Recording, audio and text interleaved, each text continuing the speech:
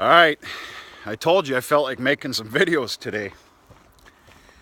I just got back from spreading the manure, doing a couple other things.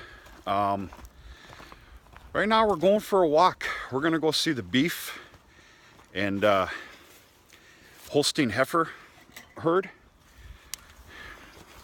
Here's one of many fences.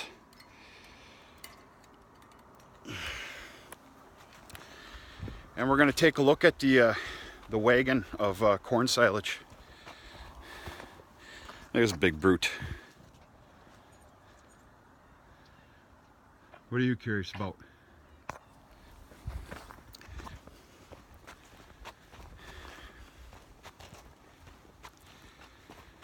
This wagon was, we don't fill it up full. You guys will notice my, I got the old long sleeve shirt on and a chook. Whatever you guys call it, we call it chooks here. Some people call it a beanie, some people call it a hat, because a cap is a cap and a hat is a hat. We call it chooks. I've been made fun of many times in my life for saying chook, but whatever. Teach our own, eh? It's starting to warm up a little bit. It's about time for the chook to come off. I think it's going to be a beautiful day. I really don't know what it's supposed to be. I'll say probably in the 60s. So anyway, I'm going to turn this phone around and we're going to take a look at the animals here in the corn silage. Now understand, the corn silage you're about to see is not exactly 100% yet. I would have to say another 2 or 3 feedings of unloading in the silo, we will all start seeing, and especially the animals, real, true, good, high quality, perfect corn silage, if that makes any sense at all. So I'm going to turn you around here. I really don't know how good my skills are of starting this video backwards and then doing this, but we're going to give it a whirl. Here's all the guys and gals, mostly gals.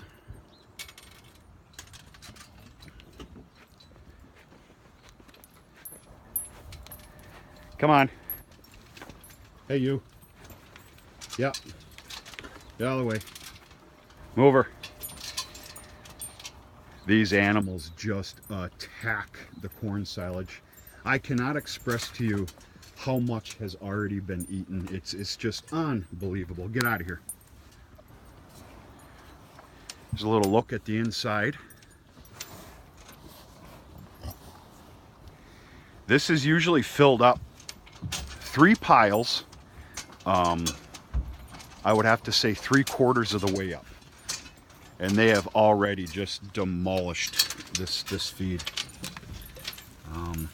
You know what, guys? I'd have to say that we're already looking at the high quality corn silage. My God, does it smell good. I'm gonna let these guys eat. I'm gonna get out of their way.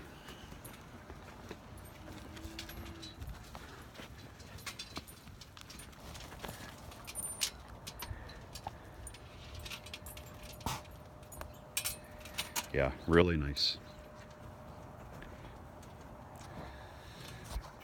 Now, this is done every day, corn silage. This herd is going to start getting some baleage in a little while too. It's going to be a while yet. In the days that they get some baleage, wet hay, they'll still get corn silage, but it'll be a heck of a lot less. And always, always, always dry hay at their disposal. Right now we're not giving them very good quality dry hay. We're trying to use up some stuff we had to bale that's not real good. They're picking through it, and I'll show you what they do.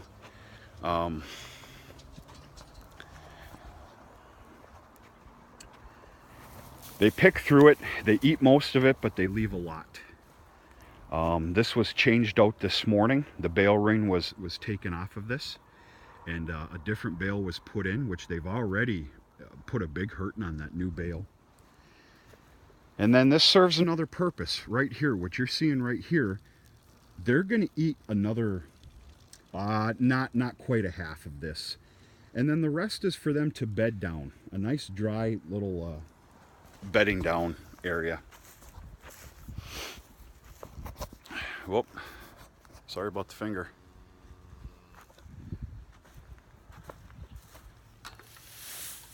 So, that's about it. Just a nice little walk out here to the herd.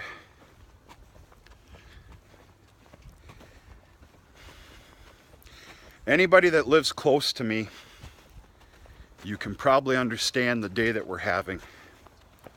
I'm telling you, this is just a picture perfect fall day. First day of bow season too, which is pretty darn big up here. All hunting in general. Bow season's real big.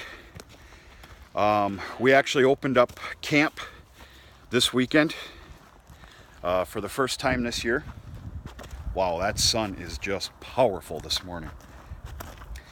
I had some uncles that were up and some other friends of the family of camp getting things ready, whatever. Most of them went hunting this morning, and of course tonight as well. I don't know if my brother went out this morning. No, I don't think he did. I don't think he did. But it's just another part of this year, bow hunting, October 1st. You know, I used to live, breathe, dream, eat, and sleep October 1st for bow season. Life has been good, but it's been a little bit complicated for me to really get into some certain times of the year that I really used to enjoy, like bow season. Right now, I'm just a little too busy. I'm sorry, and this will change in time to come. Right now, with everything that I have going, which is good, I can't see myself sitting up in a tree stand for a couple hours. I just can't do it. My mind would just be turning and running, and I got to do this, I got to do that, and I think I've had a little too much coffee this morning. I'm good for one more cup, I think. But I'll be honest with you, I've got this week at home. This full week, which is to be abided by fully, solely, and completely. There's going to be a lot of honor for me this week. There really is. If you can make any sense of that. My words aren't exactly correct, but I think you understand. I think I can see myself sitting up in the tree stand one night this week. Just to say I did it and go up there and kind of let the old brain rest a little bit if I'm able to. Real quick here, this is probably going to end at any time. My battery is just about completely dead. I have a cattle buyer coming today. They deal in a lot of cattle. They heard the news of my big changes around here and what I'm doing. And I received a phone call the other night, and they asked if they could come over and take a look at them and maybe talk about pricing. They're coming at some point today. They'll call first, I'm not sure. I think it'll be this evening. And what we're dealing with here is the 35 starter calves. Something has to be done.